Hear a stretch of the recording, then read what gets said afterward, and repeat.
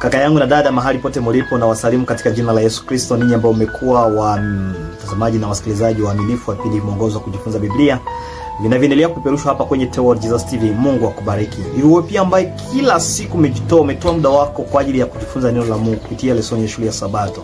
Na sio tu hiyo, pia una subscribe na unasambazia wengine ili kwamba pamoja tupate kubarikiwa. Umekuwa na uhusiano ambao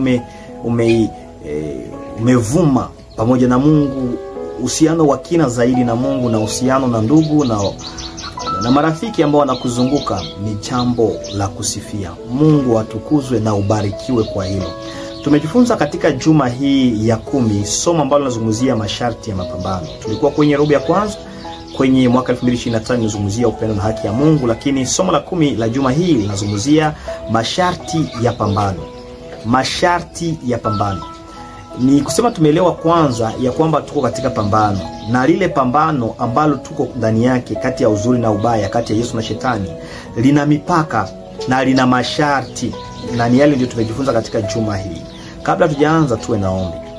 Baba mtukufu, asante kwa somo hili la pambano. Tunashukuru kwa sababu mara tunapokuwa kwa upande wako unatushindia. Tupatie neema kusikia somo hili na kuliweka maanani katika maisha yetu, katika jina la Yesu Kristo. Amina.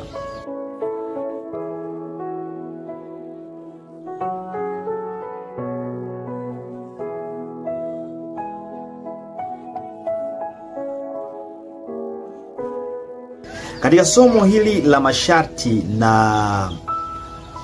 ya pambano ambayo ndio tunajifunza katika juma hii, tumejifunza zaidi.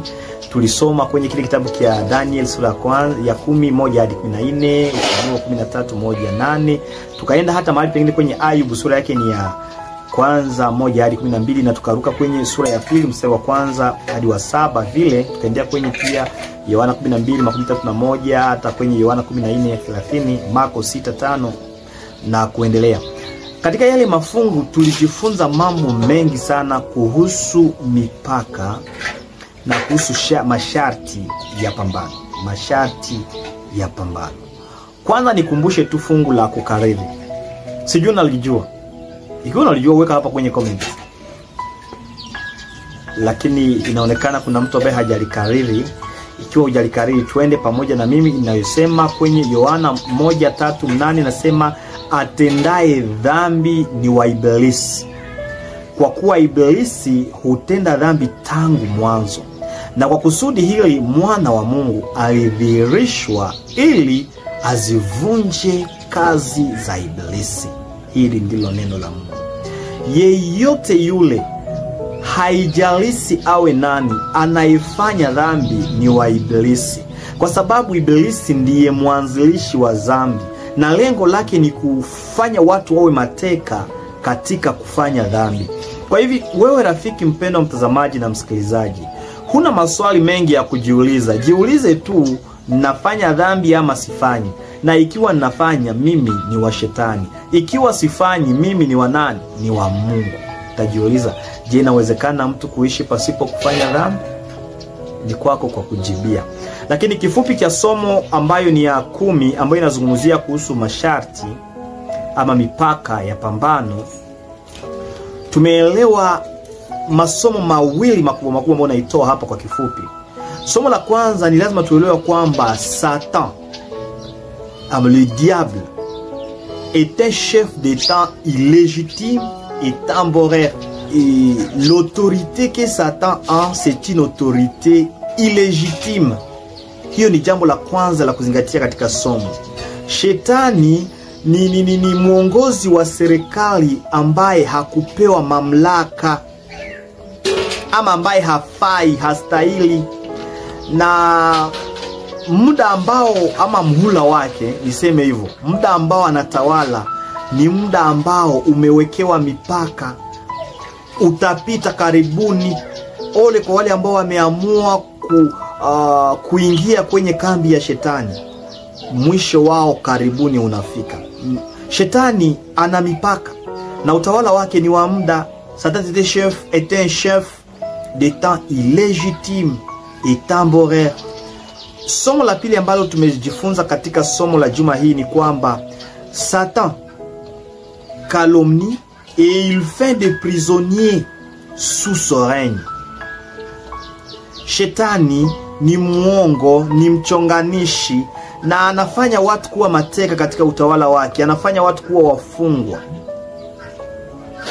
Malgré qu'il est illégitime, anatufanya kuwa wafungwa na anatufanya tuwe mateka. Kwa unaweza kuambia rafiki mpendwa mtazamaji na msikilizaji, ni kwangu na kwako kuamua kutobaki tena katika ufungo ama kifungo cha huyo shetani.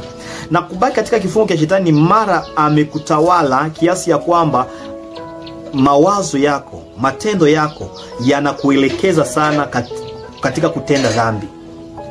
Hiyo tu ndio maana ya kuwa mfungwa wa shetani. Lakini kuna uwezo wa kuondoka katika ufungwa huo, kifungo hiki cha shetani.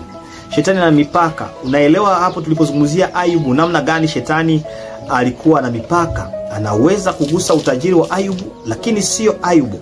Wakati mwingine anaruhusiwa kugusa hata utajiri ama mwili wa Ayubu, lakini sio kugusa nafsi ya Ayubu. Kwa hivi shetani amepewa ruhusa, sio kwamba Mungu ndiye anasukuma afanye, anamruhusu shetani kwa wakati fulani, lakini tuelewe ya kwamba ana mipaka.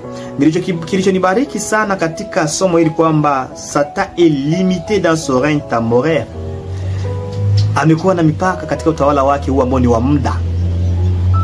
Na kupitia kwa neema ya ushindi ambao Yesu ameupata dhidi ya shetani, nasi pia hatupashwi ama hatustahili tena kuwa wafungwa ama mateka wa shetani, kwa sababu tumeshinda kupitia Yesu. Nafurahia jambo hilo. Tunaweza kumshinda shetani kwa sababu Yesu amemshinda tayari. Na utamshindaje? Kupitia maombi ya imani. Tunapoenda tukienda kumalizia kwenye kile kitabu ambacho ni kia dada White, kia Testimonies for the Church, mahali ambapo anazungumzia kuhusu nguvu ya shetani, kwenye ukurasa wa 311 na 317 kwenye gombo la kwanza, neno la Mungu linasema mwanadamu aliyeanguka ni mateka halali wa shetani, na utume wa Kristo ulikuwa ni kumuokoa kutoka katika nguvu za yule adui, nguvu za adui yake mkuu. Mwanadamu kwa asili anao mwelekeo wa kufuata mapendekezo ya shetani, na hawezi hata kumpinga kwa ufanisi adui huyo wa kutisha, isipokuwa Kristo mshindi mkuu anakaa ndani yake, akiongoza shauku zake na kumpa nguvu. Huwezi kumshinda shetani pasipo nguvu za Yesu. Huwezi. Hata mawazo yangu na yako yanapenda sana mabaya kuliko mema. Mungu pekee ndiye anayeweza kuweka ukomo. Mungu pekee ndiye anayeweza kuwekea ukomo nguvu za shetani. Na anakwenda mbele na nyuma duniani na kutembea huku na huko ndani yake. Hakai mbali na lindo lake hata kwa dakika moja, kwa hofu ya kupoteza nafsi ya kuangamiza roho. Ulinzi wa Mungu ndio unafanya tuwepo. Akiondoa ulinzi wake hata kwa dakika, hata kwa sekunde moja, utafariki, watoto watafariki, maisha yatateseka, mambo yataharibika papo hapo. Unapofikiria kisa kia Ayubu unaelewa zaidi. Ilibidi tu apate ruhusa kwa dakika moja na mambo yote yalikuwa yameharibika katika maisha ya Ayubu. Hakai mbali, jinsi tumezungumzia. Na ni muhimu watu wa Mungu walielewe hili ili waepuke mitego yake shetani. Shetani anaandaa madanganyo yake ili katika kampeni yake ya mwisho dhidi ya watu wa Mungu wasiweze kuelewa kwamba ni yeye. Soma Biblia ili uweze kuelewa shida, uelewe kampeni za shetani. Watu wengi hawataweza kuelewa mbinu za shetani kwa sababu ya kutosoma Biblia. Mara nyingi atakuja kwa kutaka fanana na kweli, lakini wanaosoma Biblia watagundua kwamba huu ni uongo, huu ni utapeli wa huyo shetani. Kwa hiyo Wakorintho wa pili 11:14 inasema, wala si ajabu, maana shetani mwenyewe hujigeuza awe hata mfano wa malaika wa nuru. Wakati ambapo watu fulani waliodanganywa wanatetea kwamba hayupo, anawachukua mateka na anatenda kazi kupitia kwao kwa kiwango kikubwa. Ni jambo la hatari kusema kana kwamba shetani hayuko. Shetani yuko, hata kama sijamuona, matendo yake yanadhihirisha ya kwamba yuko. Usije ukazani ya kwamba wewe ni Mkristo zaidi ya Kristo kuzani ya kwamba Yesu hayupo, shetani hayupo.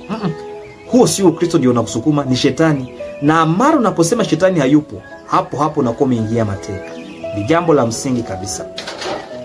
Shetani anajua vizuri zaidi kuliko watu wa Mungu uwezo wanaoweza kuwa nao juu yake wakati nguvu zao zikiwa katika Kristo. Shetani anaogopa mara tunapokuwa nguvu yetu tunaiweka kwa Kristo, anatuogopa. Lakini mara tukijaribu kupambana naye pasipokuwa na Kristo, anatushinda.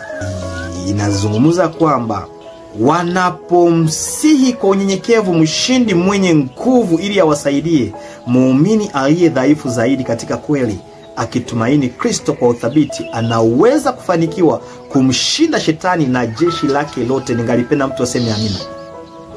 Kwa hivi tunapojileta kwa Yesu kwa unyenyekevu, tunakuwa na nguvu na uwezo na mamlaka ya kumshinda shetani katika nguvu zake zote. Na ningalitaka usipambane peke yako katika pambano hili. Ni ngumu, ni kali, pasipo Yesu huwezi. Nami pia siwezi. Angalia namna unavyoomba. Maisha yako ya kiroho, kuna mara kunanifikia katika maisha na komaa ndani katika maombi, mambo ya kiroho, na wakati fulani kama binadamu wote nazimia nikilegea. Lakini jambo la muhimu ni kurudi tena. Amua leo tena kuboresha na kufufua maisha yako ya kiroho. Uingie ndani zaidi katika uwepo wa Mungu. Uwe na maisha ya kina zaidi ya kiroho, ili kwamba uweze kupambana na mimi pia niweze kupambana na huyu shetani. Lakini anakuja bila kutambua. Hapa anasema yeye ni mwerevu sana kiasi kwamba hawezi kuja waziwazi huyo shetani kwa ujasiri na majaribu yake, kwani hapo nguvu dhaifu za Mkristo zingeamshwa na angemtegemea Mwokozi mwenye nguvu na hodari. Lakini anakuja bila kutambuliwa na kufanya kazi kwa kujificha kupitia watoto wa uasi wanaodai kuwa wataua. Shetani anajua kwamba akija na sijui ana mapembe, sijui akiwa namna gani, akija hivyo watu watamuogopa. Na amekuja kama Mkristo, amekuja kama mpole, mnyenyekevu. Ndio maana shetani anaweza kupitia hata rafiki yako ambaye mnaimba naye, mnaenda naye kanisani, mchungaji wa dini. Anaweza kupitia vile vipindi vyote ama picha za wale wote. Lakini la muhimu ni kubaki katika uwepo wa Mungu. Tukisoma Biblia, tukiomba maombi ya imani, hapo tunaweza kumshinda shetani kwa sababu tutakuwa na Yesu kwa upande wetu. Basi ndugu mpendwa mtazamaji na msikilizaji, nimalizie hapo nikikutuika maswali yanayokuwa hapa. Ukiwa na majibu weka kwenye comment. Ikiwa uko pamoja nasi kwa kujifunza neno la Mungu, weka hapa kwenye comment. Leo sitatoa majibu, nitatoa maswali, majibu nayasubiri kwenye comment. Inasema maswali ya kujadili. Tunajadili pamoja na wewe ambao tunajifunza ngapi pamoja na wewe. Inamaanisha nini kuwa mateka halali wa shetani? Maana ya kuwa mateka halali ya shetani maana yake nini? Na je, hilo linamaanisha shetani anaweza kuwatendea watu chochote anachokitaka kweli? Weka jibu hapo. Na ikiwa sivyo, kwa nini? Hili linahusiana vipi na kile tunachoweza kuita masharti ya pambano katika pambano la ulimwengu mzima? Swali la pili. Kwa nini Mungu ampe shetani mamlaka yote? Mamlaka yoyote katika pambano la ulimwengu wote, hata ikiwa ni kwa muda tu? Na hili linatuambia nini kuhusu jinsi anavyotafuta majibu, anavyotafuta kujibu shutuma za shetani? La mwisho, unawajibuje wale hata Wakristo wanaokana ama wanaokataa uwepo wa shetani? Wanapokuambia shetani hayupo, unawajibu nini kama nafsi halisi? Wale ambao wanasema shetani hayupo, unawajibuje? Na ingawa hatuwezi hata kuthibitisha uwepo wa shetani, ni uthibitisho gani unaoweza kutumia kumsaidia yule mtu ambaye amesema kwamba shetani hayupo? Basi Mungu akubariki kwa ufuasi bora, na unapoendelea kujibia kwa maswali haya, na kuombea mibaraka na kualika kwenye somo la juma hii, somo ambalo linakuja la 11. Ningefanya nini zaidi? Tuombe. Baba mtukufu, asante kwa somo hili. Tunashukuru kwa sababu umetuonyesha kwamba njia pekee ya kumshinda shetani katika pambano hili ni kukutegemea wewe Yesu Kristo. Mimi pamoja na mtazamaji na msikilizaji, mara nyingi shetani ametuweka na ametufunga katika kifungo chake, kila mtu katika dhambi yake, kupitia nguvu ya jina lako Yesu Kristo utuokoe. Tuwe na uhusiano wa kina zaidi pamoja na wewe. Maisha yetu ya kiroho yaboreke na yakupendeze. Shetani asipate tena nafasi, katika jina la Yesu Kristo, amina. Ndugu yangu, usikose kusubscribe, kulike na kushare.